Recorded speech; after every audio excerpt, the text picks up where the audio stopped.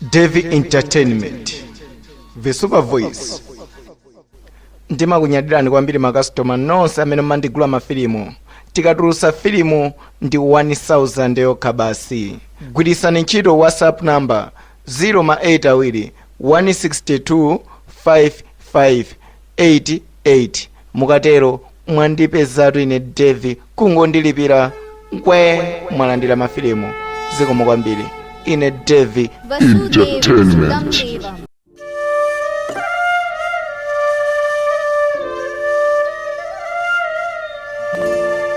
Ndinakhala ngati wamwendo umodzi zonsezi nchifukwa cha Gita, koma ndithokoze kuti wabweranso kwa ine. Koma ndikuyenera kuthokoza kwa inu Ambuye Shiva, mwagwira ntchito yanu kumpangisa kuti Momesi abwerese Gita imeneyi. Khumbo langa ndilomusintha iyeyo basi. Ukukumbukira mawu amene unandiuza nthawi imeneyi? Ndi chinthu chimodzi chokha choti ndikupasa ngati mphaso kwa iwe. Mesa ndi Gita yomweyi. Ndizakuti Momesi idwa makamba zonyoza zokhuza Gita yomweyi. Amati inachokera ku machini. Kodi Ambuye Shiva zingakhale zona zimenezi? Ndipo anafotokoza zambiri. Akuti mtendere wake sungagulidwe ndi 50 rands. Komanso zambiri mwa izo akuti buku limene singabwerese mtendere pa moyo wake ngakhale pang'ono. Akuti chinachokera ku machini. Kodi Ambuye Shiva mtendere wanga unabwera bwanji? Ndinabwera kuno ndi cholinga chimodzi, pangeni Momesi akhale pa mtendere. Muchosireni mkwiyo umene ali nawo. Ndikubweresanso chimwemwe pa nkhope yake ngati kale. Chonde Ambuye, ndili pano chifukwa cha iye. Ndikudziwa kuti muchita zimenezo, ndipo ndili wokondwa pa chimenechi. Lada, kodi bwanji? Lero umavina ni mwendo umodzi usiku unonso ukufuna kundisokonezera tulo zona. Chonde ndikufuna kugona rine padakali panopa. Ngati ungapangeso ndipanga za iweyo.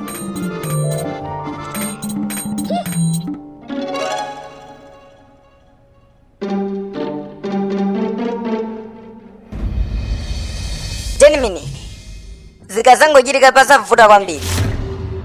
Ndimukutanthauza chani? Tusha zapanga za iwe. Mabano ndi tsiku lokumbukira lokhalo, makamaka zokhuza mkazi wake Tushi. Pali zambiri zimene ukuyenera kuzidziwa pasachitike mistake iliyonse yokhuza Momesi. Ndipo Momesi ni mwana yekhayo amene akuyenera kulandira mtendere wake mmawa. Ngati pangakhale mistake iliyonse ndizakuti mzimu wa Tushi uzavuta kwambiri m'nyumba muno. Mukuyenera kudziwa amayi. Komatu chimenechi sichinali cholinga changa chokhayi. Ngakhale Momesi amayembekezera za ukwati umenewo, chonde mpangiseni china chake ndithu Momesi. Komatu Jenimini amayi, ndimasamala zimenezo.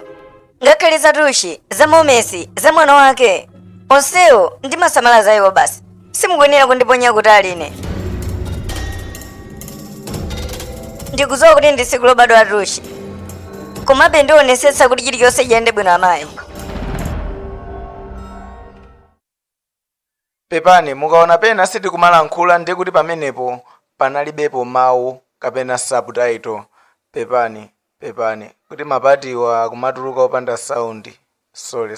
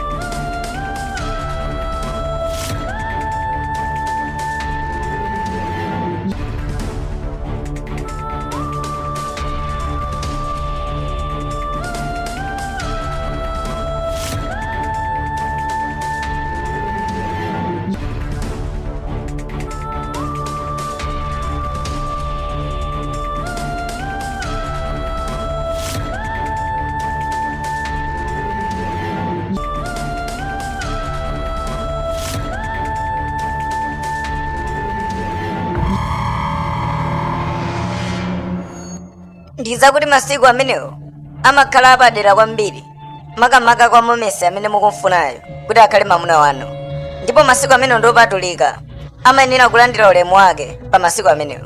Ineyo chomwe ndikufuna kuti momesi asamadane nane, ngakhale Tushi azindikonda kwambiri ineyo. Ngakhale zili choncho, koma kwa mwana wake anazingidwa ndi mphamvu ya mizimu. Tipange chonchi bwanji, tingopanga mwambo wa Ivani. Mphamvu yeniyeni ili kwa mwana wamkazi, zina lake Nkhongoni.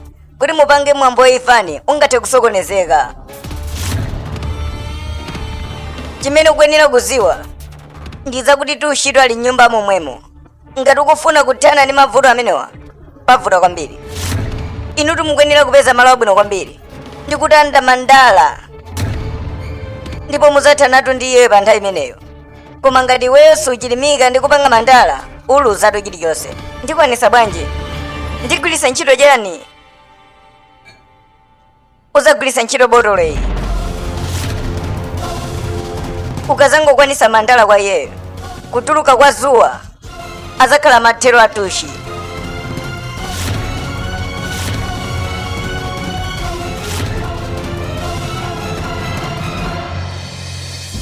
Shankar, ukuziwa chilichonse chomwe chingachitike.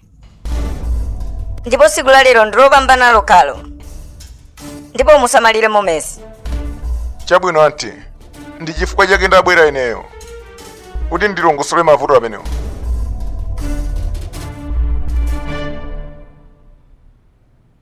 Zikuonesa kuti avala mashati odula, lero zikuonesa kuti akhala nafe momuno. Ukuziwa chani?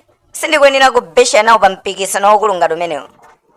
Komabe china chake chodabwisa chichitika m'nyumba muno, pamene momesi akukumbukira kubadwa kwa Tushi. Ndikuona ngati wina wake lero amva kwambiri kupweteka mu mtima mwake akazindikira chinthu china chake chodabwisa chikachitika.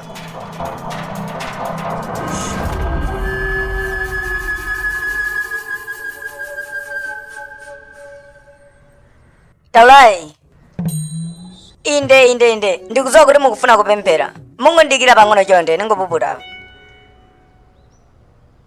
Ndifunse nawo chinthu chimodzi Taulai, akuti kumulambira muhanji sikungatheke popanda chomera cha Tushi. Koma mu nyumba ino muli Tushi, koma chomereracho chili kutali kwambiri. Chomerera chimenecho sichisungidwa nyumba. Kachisa ameneyo ndo amomesi ndilada. Ndipo chimenecho Tushi sangadane nacho. Ukupanga mistake ikulu, akangoti mvera zikuvuta nsaname, ni mistake imeneyo. Ndipo siku la lero ndikuyenera kuyilemekeza. Tushi jai tu. Ukhale chete chonde, lero ndi siku la kubadwa ya malemu Tushi, ukuyenera kuyilemekeza chonde. Ndi birthday ya Tushi? Wow. Ndikuyenera kukamuza Nkhongoni ndizopanda ntchito zimenezo.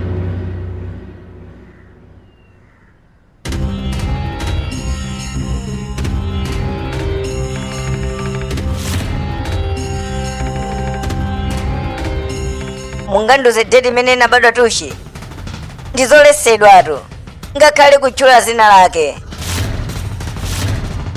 Umvesere pa zimenezi. Unapulumutsa chizukulu changa ku ngozi ya galimoto. Sinizayiwala chisomo chimenecho. Kwa muziwe kuti gawo la Tushi simbali yanu, ndipo sikuyenera kutengapo mbali.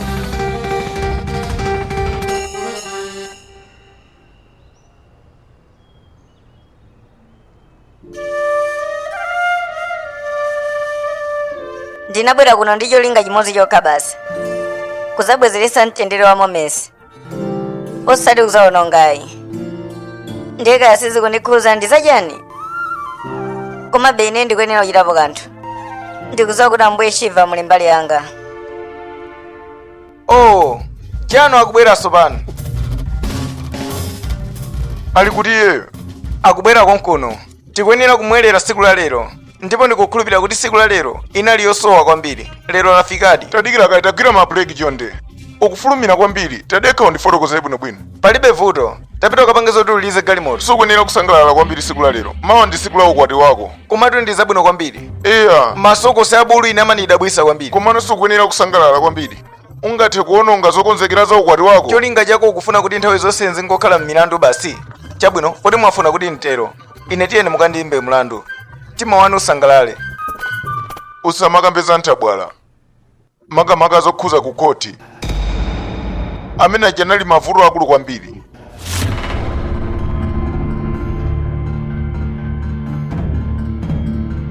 Ukunena zona. Yakwana nthawi. Monga amene mwanenera. Ndikuyenera kumana ndi choonadi.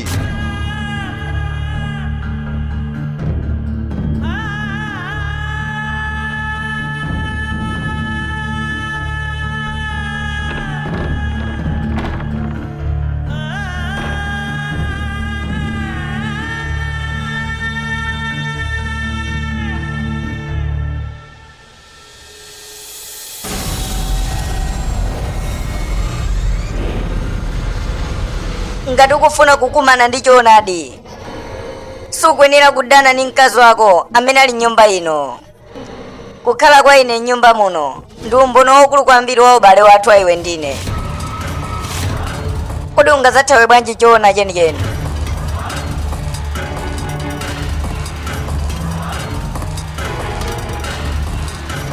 Nthawi yafika. Ndikuyenera kukumana ndi choona chenicheni.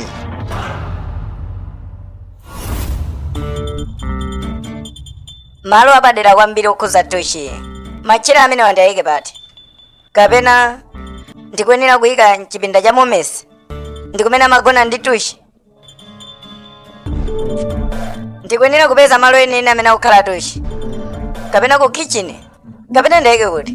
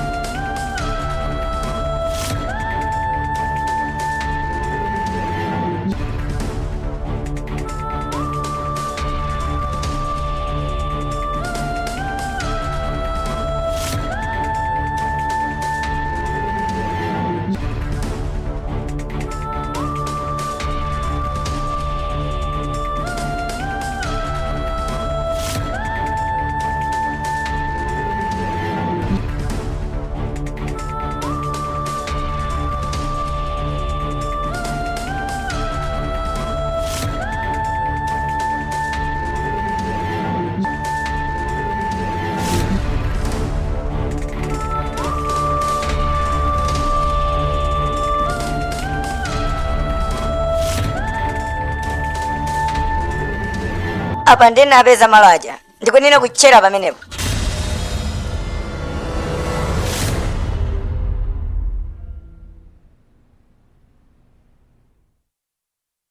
Kunguni.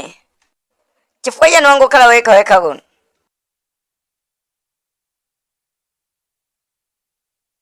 Ukuoneka okwiya. Ndi chifukwa chani ukukhala makhalidwe otere? Chonde, ndilankhule. Tandipase zimene ukupangazo. Ndikuthandize.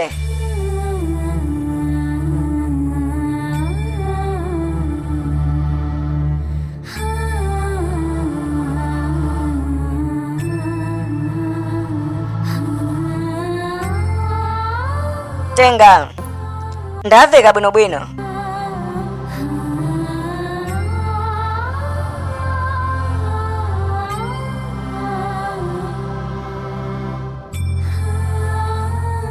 Ndatha kuona kuti umachikonda chidole chimenechi. Amene wali mayi anga Atoshi.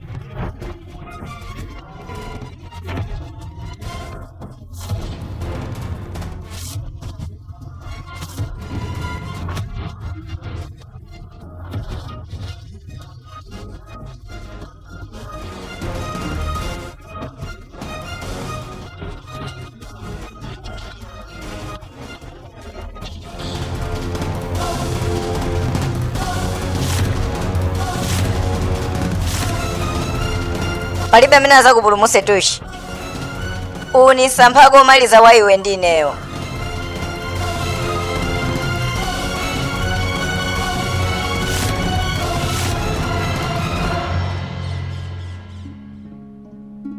Lero ndi tsiku lokumbukira amayi anga.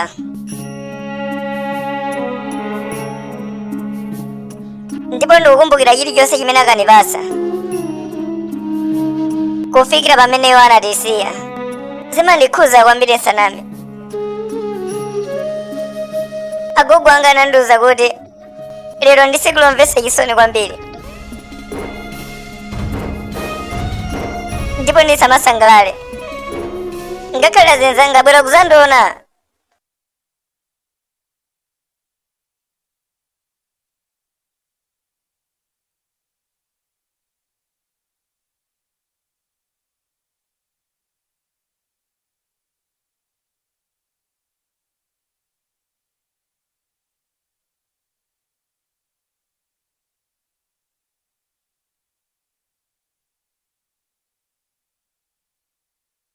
Osadandaula kwambiri. Chimwemwe chizabweranso pa nkhope yako. Komano motani? Amayi ako alipo mpano. Ukuyenera kumakhulupirira zimenezo.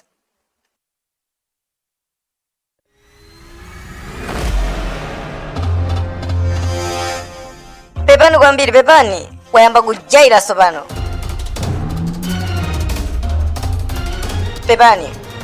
Ndinayiwala kuti lero ndi tsiku lapaderadera. Sindikuyenera kuonesera mkwiyo. Pompano ndikuyenera kuchita chinthu china chake chofunikira kwambiri. Sindikuyenera kuonesera mkwiyo kwa munthu wina aliyense. Olo amayi anatero ungathe kupita. Ndewu wanga sikuti ndikumenyana ndiwe rada lero, koma ndikuyenera kuthana ndi Tushi. Lero likhala tsiku lopambana.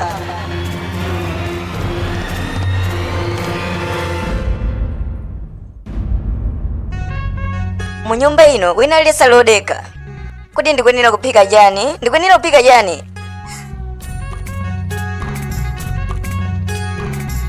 Zimene zikuoneka ngati zakumaloto bwanji.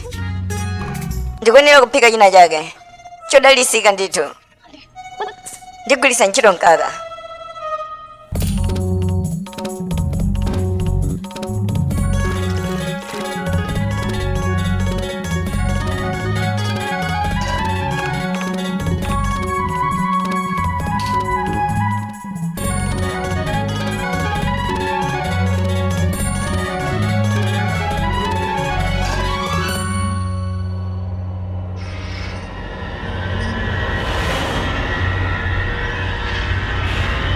Mwana wanga sukuyenera kundipusisatu apa. Dr. Saje pakupasa mankhwala koma. Apato ndiri kumpalamula Tushi basi.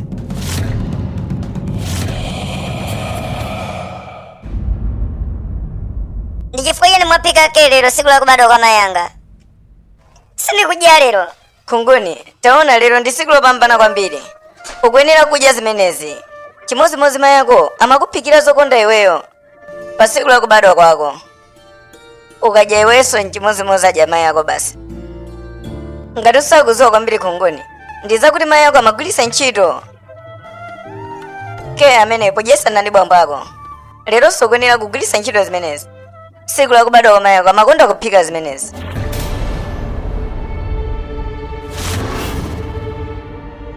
Komano ukudabwa chani? Ndizokoma zimenezi. Ndizakudya zabwino kwambiri zopereka mdaliso.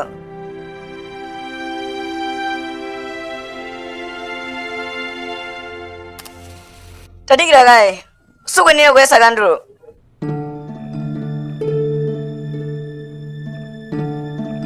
Moto umayasidwa ndi kuthimisidwanso. Koma amayi ako azakhala nawe nthawi zonse. Ukuyenera kudziwa zimenezo. Ndipo zilemekeza Mbuye Shiva azakhala kumbali yathu.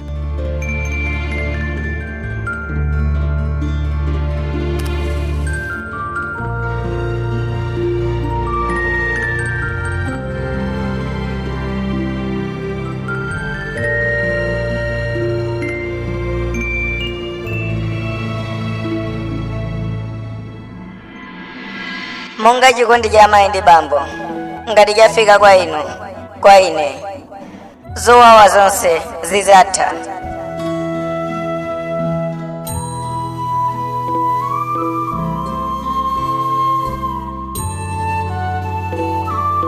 Ambuye Shiva yonde ndikuyesera kubwezeretsa chimwemwe, koma pang'ono maganizo a mwanayi akumabwereramo. Chonde oneserani chikondi kubanja ili.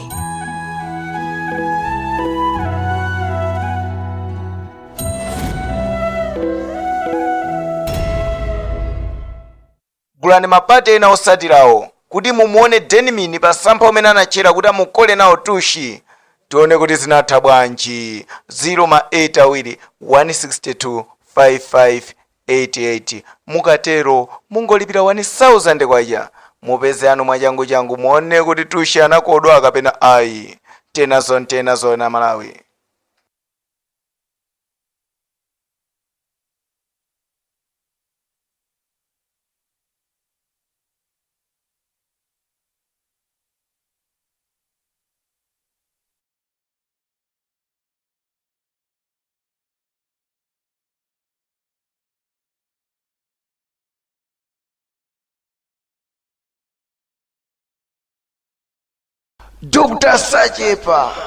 Dr. Sachepa ineyo Devi nkhani yomwe ndaza nayo pano ndi nkhani ya Dr. Sachepa.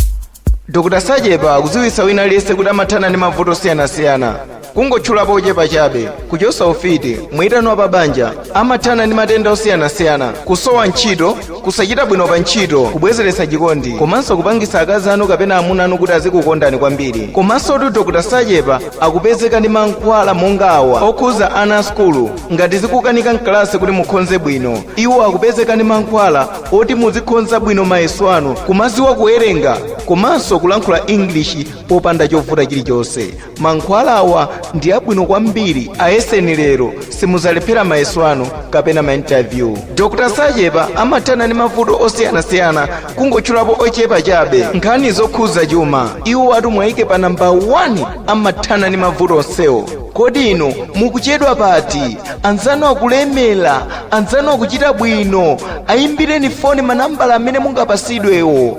Muthana ndi mavuto anu mosavuta kuchokera kwa Dr. Sachepa. Akupezeka maderawa kucholo, kulilongwe, kunzuzu. Ayimbireni foni kapena kugwiritsa ntchito WhatsApp. Nambala yake nayi 082412626. Amene muli mayiko akunja musakhumudwe, Dr. Sachepa amathandiza ngakhale munthu uli kutali bwanji.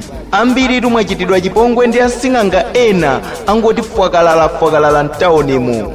Ineyo Devi ndinakubweretserani poyera Dr. Sachepa ndi chifukwa choti iwowa ndimakhulupirira zintchito zawo, komanso madetails ambiri amagwiritsa ntchito aine Devi. Ngati mungaone vuto kwa Dr. Sachepa ndiyimbireni foni pa nambala iyi 0 162 5588.